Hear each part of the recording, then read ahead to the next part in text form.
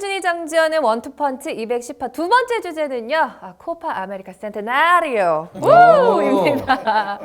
자, 지금 8강 토너먼트를 앞두고 있습니다. 그런데 조별리그에서 정말 숱한 이야기거리가 나왔는데요.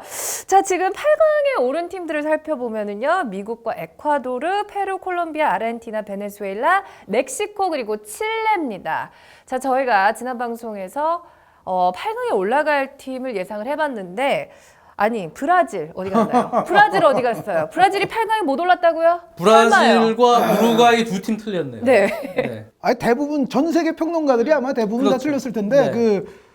뭐 변명은 않겠습니다. 근데 어쨌든 이 브라질은 일단 브라질도 그런데 오심의 혜택을 하나 보고 출발하긴 했어요. 그 에콰도르전에서의 그거는 이제 그것도 이제 에콰도르가 골을 하나 도둑 맞았다고 볼 수는 있는데, 근데 어찌 됐건 브라질의 탈락은 자신들의 경기력이 나빴고 뭐 둔가 감독의 선택이 나빴고 그걸 떠나서 매우 애석하지요. 어쨌든 이 축구에서 또 종종 일어나기는 하는데 일어나고 나면 기분이 사실 별로 좋지는 않은 그런 오심에 의해서 이제 탈락했다는 것은 애석한 일이고요. 그렇죠. 그리고 네. 우루과이 같은 경우는 할 말 없어요. 베네수엘라가 더 자격이 있어요. 하얗게 불태웠어요. 우루과이는 정말 할 말 없어요. 카바니 선수도 정말 할 말 없고. 네. 야, 카바니 선수는 수아레즈가 못 뛰었기 때문에 베네수엘라전 같은 결정적인 찬스가 넣어줘야죠. 네, 그게 사실 제일 컸던 것 같아요. 이쪽은 론돈이 기가 막힌 중거리 롱킥이 튀어나온 걸 넣었죠. 넣어주지 않았습니까? 그런 부분에서 역시 결정력 싸움이 된 것 같은데 전체적으로 보면 역시 브라질이 있었던 B조 있잖아요.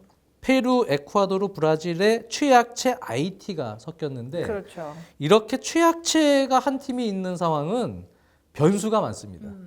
일단 세 팀이 1승하고 들어가거든요. 네. 네, 3점 따놓고 결국 세 팀 간의 경쟁에서 신의 손 사건. 네, 페루의 루이 디아즈 선수의 득점, 결승골 장면이 사실 오심 아닙니까? 그런 상황이든 뭔가 변수가 하나 발생이 되면 확 뒤집혀 버리기 때문에 상대적으로 승점 6점짜리 경기들이 되잖아요, 서로가. 그래서 이렇게 최약체 한 팀이 깨인 조는 변수가 많아요. 우리나라가 올림픽 이번에 PG. 가서도 네. PG가 이제 한 팀 이렇게 섞여 있거든요. 그래서 비슷한 상황이 될 겁니다. 그래서 결정적으로 심판 판정 뭐 하나 때문에 확 바뀌는 경우가 되기 때문에 거기에 브라질이 이번에 좀 피해를 보긴 봤어요. 두 가지만 덧붙이면 네. 일단 리버풀 선수인 쿠티뉴 선수는 그래도 브라질에게 잠깐 희망을 주었던 주인공이기에 또 리버풀 팬에게 제가 박수를 하나 보냅니다. 쿠티뉴 없었으면 이번 브라질 정말 재미없었어요. 그러니까 네. 그나마 브라질을 약간 재밌게 만들어준 게 리버풀 선수였다는 거. 요거 하나랑 두 번째는 둔가 감독이 결국 경질을 당했습니다. 그런데 이 둔가 감독을 경질시키면 브라질이 모든 게 갑자기 확 나아질까? 저는 그렇게는 생각하지 않습니다. 그러니까 둔가 감독이 물론 일부 선수들과 관계가 나빠지고 또 자기가 좋아하는 선수들을 계속 선택을 하는데 그 와중에서도 좋아하는 선수도 중간에 막 바뀌어요. 네. 그러니까 자기의 황태자도 또 다른 자기의 황태자가 와서 또 바꾸는 막 이런 상황 속에서 이 브라질이 탈락을 했습니다만, 그럼에도 둔가 감독 이후의 감독도 지금 뭐 티테 감독 썰도 있고 합니다만 브라질은 굉장히 잘해야 됩니다. 지금의 전체적인 상황이 2014 월드컵에서도 보셨겠습니다만 누가 감독을 하든지 간에 브라질이 예전의 영광과 영화를 누릴 수 있느냐에 대해서는 지금 물음표가 쳐지는 상황이거든요. 그러니까 네이마르 선수 하나만 없어도 벌써 팀 전체가 확 떨어지고, 그렇죠. 그리고 예를 들어 수비에서 뭐 여러 원인이 있었다고는 합니다만 그 7골 실점했던 게 뭐 사실 뭐 오래 지나지 않은 일 아닙니까? 그래서 전체적인 지금 브라질의 상황과 선수의 어떤 구성 자체가 정말 좋은 감독을 데려와서 바꾸지 않는다면 둔가 감독 물러났으니까 이제 모든 문제가 해결될 것이다. 그것은 제가 봤을 땐 오판일 가능성이 높다. 여기서 브라질 축구협회는 정말 신중해져야 된다라는 말씀을 드리고 싶어요. 네. 저는 한 가지 이제 마지막으로 브라질에 대한 생각이 든 것이 경기를 보면서 네. 브라질의 이제 선수들이요. 과거에는 자국 감독이 대부분 계속 감독 아닙니까? 근데 선수들의 스타일들을 보면 완전히 이제는 유럽화가 되어 있어요. 그래서 저는 브라질 감독보다는 이제는 유럽의 명장이 오는 것도 필요한 때가 되지 않았나라는 생각입니다. 브라질 내에서는 어떻게 생각할지 모르겠습니다만. 첼시 감독 출신들 좀 보내주세요. 스콜라리? 브라질 사람 가요 그냥 다시? 네. 장지현님의 그 브라질 발음이 좀 재밌어가지고. 브라질. 아니요, 브라질이라고. 브라질. 제가 네. 현지 발음대로 해드릴게요. 브라질. 네. 알겠습니다. 저는 이번에 그 조별리그 보면서 만년 우승 후보의 감독의 기분은 어떨까라는 생각을 했어요. 이제 브라질 보면서. 그런데 정말 많은 전문가들의 예상을 깨고 B조에서는 에콰도르와 페루가 올라왔습니다. 자, 그리고 또 우루과이 같은 경우에는 또 수아레즈 선수가 참 귀여운 짓을 많이 했어요. 그렇죠? 그러니까 수아레즈가 못 나온다면 이 조는 네. 사실 멕시코가 가장 위력적인 팀이거든요. 근데 예상대로 순조롭게 갔고 역시 베네수엘라와의 싸움이었어요. 우루과이는.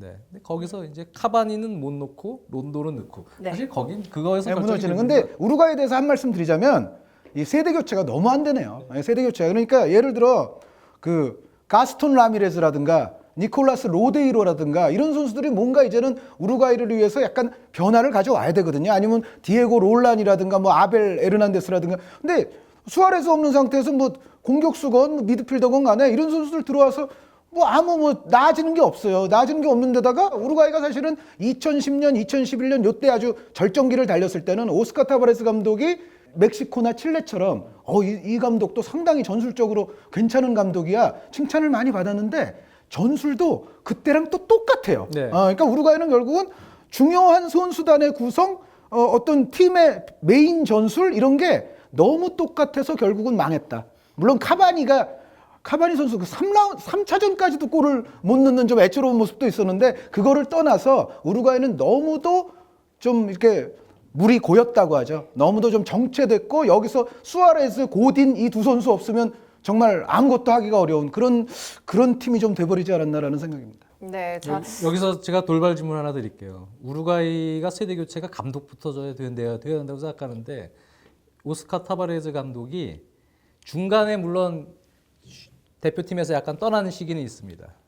언제부터 대표팀 감독하시는지 아십니까? 저한테 물어보시는 거예요? 예. 몰라요. 우리 아시겠죠? 우리 당연히 팬들에게 아시겠죠? 태어나신 해가 언제죠, 대충? 네, 우리 87 년. 팬들에게 쉽게 인식하기로는요. 네. 90년 이탈리아 월드컵 때 조별리그에서 우리나라와 우루과이가 붙었었죠. 그때 감독이었어요. 저 그러니까 3살 내가 때. 태어나신 해를 생년을 물어본 네. 게 그 아기 때 잘하면 봤을 것도 같고 근데 그래가지고. 재밌는 거는요. 네. 그때 전술이랑 지금 전술이랑 물이 제대로 고였네요. 27년, 6년인가? 26년. 근데 이것도 패션처럼 약간 복고 그런 게 좀 있어서 축구도 그러니까 왜 저 5백도 이제 성공하고 그러지 않습니까? 뭐 앞편에 콘테 감독 얘기도 했지만은 그래서 그 2010, 2011 요때는 좋은 소리를 들었어요. 그런데 또 한 5, 6년이 지났는데 또 변화가 없어요. 네. 바뀌어야죠. 바뀌어야 네. 되겠네요. 네. 자, 이렇게 우루과이하고 브라질 정도만 빼면은 대체적으로 저희가 예상을 했던 대로 조별리그가 흘러갔는데요. 자, 그 중에서도 좀 주목할 만한 나라라 그래야 되나요? 좀 특징적인 그런 모습을 보여줬던 나라가 이제 미국하고 멕시코를 또 뽑아주셨어요. 네, 사실은 이 편이 다음 주 초에 나갈 거예요. 아마 월요일이나. 그러면은 그때쯤이면 그 미국이든 멕시코든 다 우수수 떨어졌을 수도 있어요. 그러니까 주말까지 이제 8강전을 네. 하기 때문에 다 떨어질 수도 있는데 어쨌든 조별리그 상황까지만 보면 가장 전술적으로 흥미로운 거는 일단은 멕시코고요. 그 멕시코가 제가 요거 특허 내려고 그래요. 다이아몬드 343 포메이션. 네. 그 왜냐하면 우리가 다이아몬드 442는 많이들 얘기하잖아요. 네. 이제 해외에서 네. 다이아몬드 442는 이제 4312라고 이제 숫자로 풀기도 하는데 저는 굉장히 여태까지 좀 의문을 갖고 있는 게 다이아몬드 343은 그러니까 이런 겁니다. 밑에 3명 있고 위에 3명 있고 가운데가 다이아몬드 골이라는 거예요. 네. 그럼 특허는 저희는 요거 못 쓰는 대전 건가요? 저 특허청에 제 친구가 거기 심사관이에요. 그러면 만약에 특허를 내시면은 저희가 그 말을 쓸 때마다 그럼 돈을 지불해야 돼요. 그러니까 그만. 분명히 그쪽에서 그럴 겁니다. 뭐야 이거. 그럼 막 항상 삐 처리되고 막 이러는 건가요? 네. 저희가 쓰면? 근데 어쨌든 멕시코가 이런 포메이션을 썼는데 이 우루과이전에서 이게 아주 성공적이었거든요. 아주 성공적이어서 좋은 또 칭찬을 받아서 자메이카전에서 선수를 좀 많이 바꿔서 포메이션을 그대로 들고 나왔어요. 네. 그러니까 이날은 물론 이제 과르다도 같은 선수는 징계로 못 나왔습니다만 재미있었던 거는 자메이카에게는 오히려 이게 안 먹혔어요. 그러니까 우루과이에게는 잘 먹히고. 그러니까 이게 우리가 우루과이, 자메이카 그러면 야, 우루과이가 강팀이고 자메이카가 약팀 아니야. 그런데 세상에 또 그런 게 없어요. 오히려 이 자메이카가 특징적인 국면을 보면 선수들의 운동 능력은 아주 좋거든요. 운동 능력이 좋고 기본적으로 측면 공격에 또 많은 할애를 하는 팀인데 오히려 이런 팀한테는 이 3백을 들고 나온 이 포진 자체가 굉장히 위험했었어요. 그러니까 오히려 그 운동 능력 좋은 자메이카 선수들의 인터셉트 당해서 바로 측면 공간 패스 들어가면 네. 3백의 약점이 확 노출이 되면서 멕시코가 상당히 불안한 시간을 보냈습니다. 그러니까는 이 오소리오 감독이 거기서의 선택이 포진을 바꿉니다. 보통 다이아몬드 3-4-3을 잘 쓰는 팀은 4-3-3도 잘 쓰죠. 그러니까 그게 과르디올라, 뭐 비엘사, 요한 크루이프 다 그 계통이잖아요. 그래서 여기서 이제 라윤 선수를 쉬프트를 시키면서 라윤 선수가 중앙 미드필더에서 오른쪽 측면으로 가면서 4백이 됐어요. 그러면서 어떻게 보면 이제 자메이카전을 그 이후에는 조금 안정적으로 갈 수가 있었고요.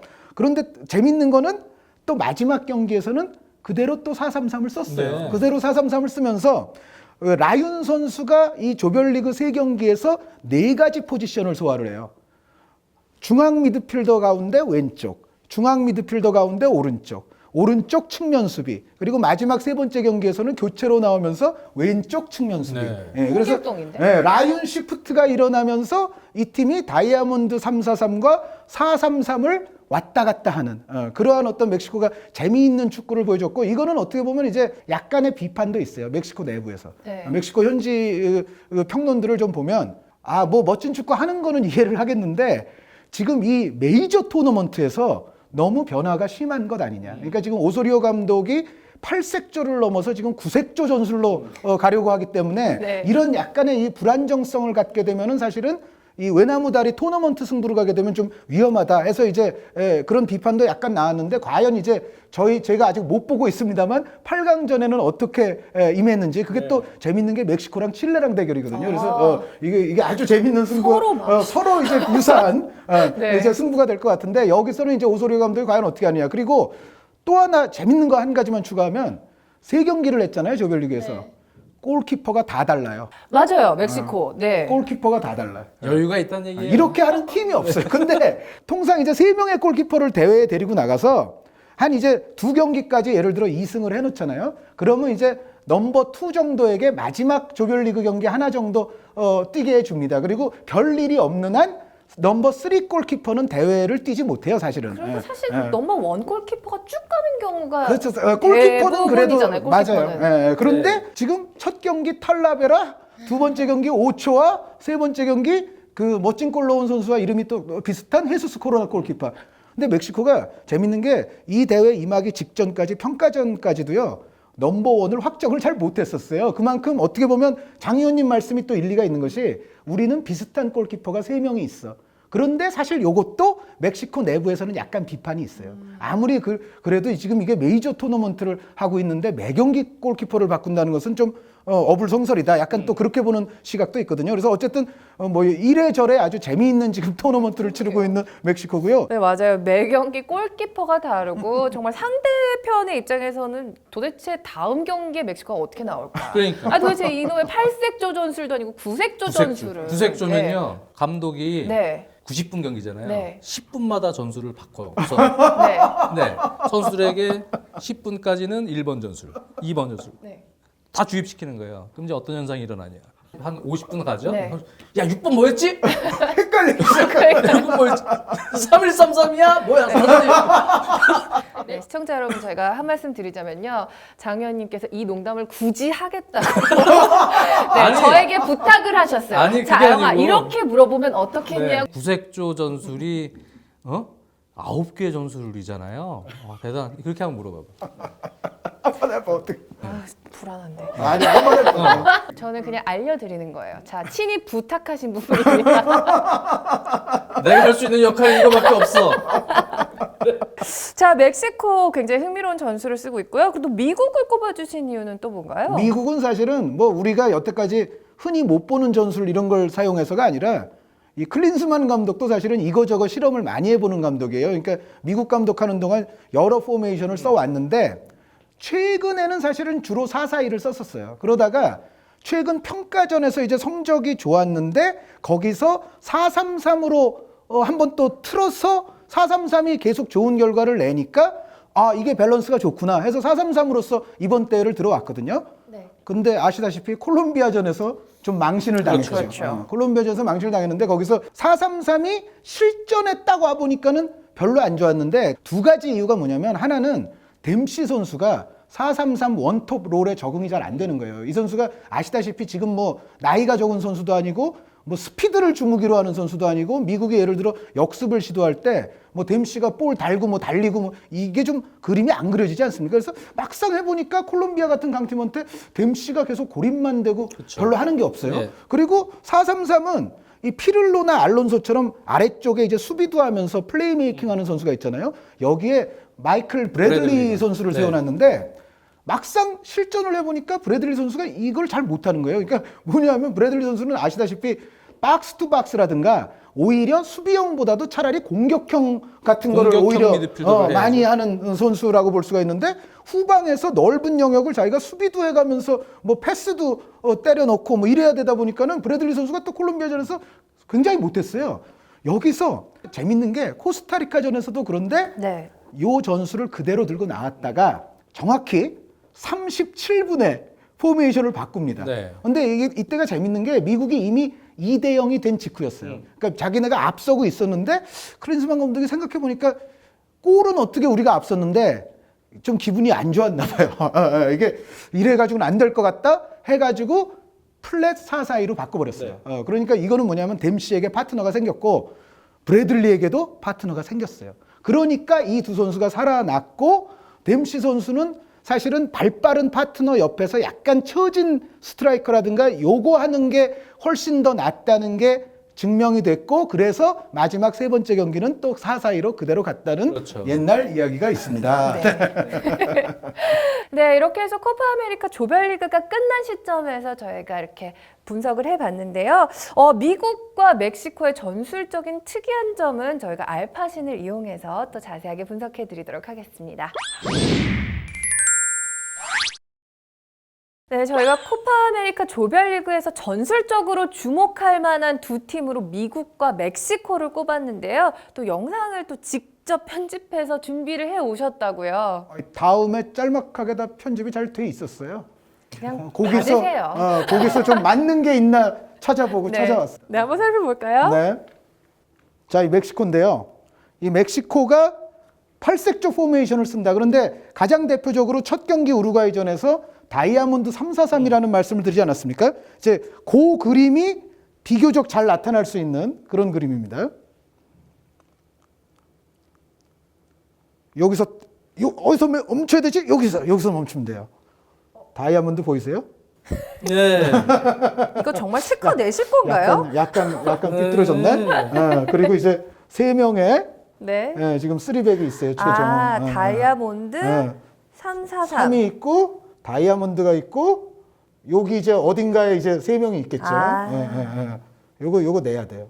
그래서 3 다이아몬드 네. 3. 자, 요대로 이제 캡처해서 이거를 특허청에 보낸다는 얘기죠? 네, 특허를 보내시겠죠. 네. 이거 근데 방송 나가기 전에 가셔야 될 것 같은데. 특히 주목해야 될 이 다이아몬드 미드필더 중에 한 명이 물론 이제 여기는 지금 마르케스 선수, 레이스 선수가 서로 이제 호환이 됩니다. 마르케스 선수가 내려왔을 때는 레이스 선수가 올라가고 레이스 내려오면은 또 마르케스가 올라가기도 하고 그런데 이 다이아몬드 안에서는 가장 중요한 미드필더가 과르다도 선수예요. 이 과르다도 선수가 아시다시피 왼쪽 측면도 소화할 수 있는 선수이기 때문에 돌아나가는 플레이를 상당히 즐기거든요. 그리고 꼭지점에 있는 에레라 선수는 오히려 이제 박스 투 박스 내지는 거의 처진 스트라이커처럼 치차리토 선수가 수비를 끌고 다닐 때 오히려 침투해서 골을 넣는 역할에 또 중점을 맞추게 돼 있습니다. 자, 이 다이아몬드가 어떻게 돌아가는지 우리가 이제 뭐 지속적인 패싱 게임을 얘기할 때 삼각대형을 계속 만든다고 얘기하지 않습니까? 멕시코가 실제로 그렇게 합니다. 지금 보시면은 거의 삼각형이 끊어지지 않고 형성되고 있는 것을 보실 수가 있어요. 물론 이제 볼은 측면으로 전개를 시켰습니다만 여기서 이 볼이 이제 아키노 선수에게까지 연결이 돼서 슈팅이 되는 장면인데요. 전체적인 다이아몬드 3-4-3 포진에서 어떻게 과르다도 선수가 움직이면서 주변의 동료들도 같이 삼각대형을 맞춰서 올라가는지를 볼 수 있었던 장면이고요. 그런데 아까 드렸던 말씀처럼 오히려 자메이카가 이거를 분쇄하고 나왔어요. 네. 우루과이가 못했던 건데 네. 자메이카는 오히려 잘 싸웠습니다. 자, 여기서 보시면은 이 자메이카전도 초반 포메이션은 똑같이 나왔습니다. 다이아몬드 3-4-3인데 근데 자메이카는 말씀드렸던 대로 운동 능력이 좋고 그리고 선수들의 어떤 축구적인 평균 기량은 조금 떨어질지 몰라도 적극성이라든가 이런 건 대단히 좋거든요. 그래서 자메이카 선수들이 이 멕시코가 잘게 삼각대형을 형성해서 지금도 나오고 있습니다만 이것을 어떻게 보면 좀 몸으로 밀고 들어가면서 이제 인터셉트를 해내요. 그리고 그 인터셉트가 성공을 했을 때는 이 포진의 약점은 역시 이쪽이거든요. 예. 상당히 태평양같이 넓은 공간이 펼쳐 있지 않습니까? 예. 이 약점을 오히려 우루과이보다는 네. 우루과이는 사실 4-4-2를 쓴다고는 합니다만 양쪽 측면의 미드필더들이 그렇게 날카롭지 못하잖아요. 예. 그렇게 파괴적인 드리블러나 윙어가 우루과이는 없는 데 반해서 오히려 자메이카가 측면 공격이 더 폭발적이었습니다. 네, 이런 데서 이제 끊기면 측면 공간이 그대로 열리죠. 네, 여기서 이제 빗맞기는 했습니다만 5초와 선방 한번. 아이고. 네. 자, 그런데 여기서 이 자메이카의 적극성이 다시 한번 측면 공간을 공격을 해요. 네. 자, 그리고 5초와의 선방 두 번째. 네. 5초와 선수 참 애국자 아닙니까? 이번 대회에 제가 한국 여성과 이름이 가장 비슷한 선수를 2명 봤는데 이 오초아 선수가 하나 있고 네. 에콰도르의 노보아 선수가 있어요. 네. 예쁘다 이름. 오초아. 예쁘네요. 초아랑 보아. 네. 예. 아재.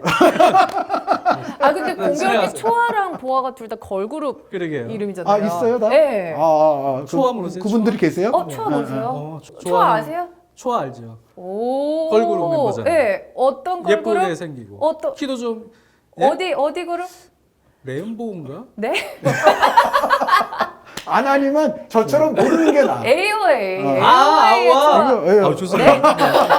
알았어요. 네. AOA 초아. 화이팅!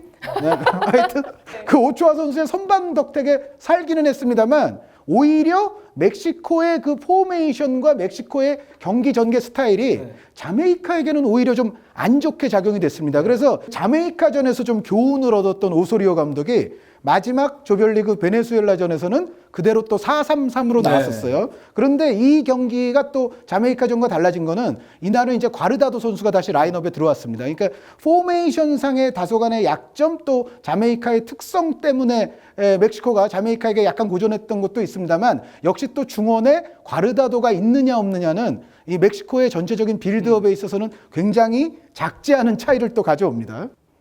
이날은 이제 4-3-3 포메이션이거든요.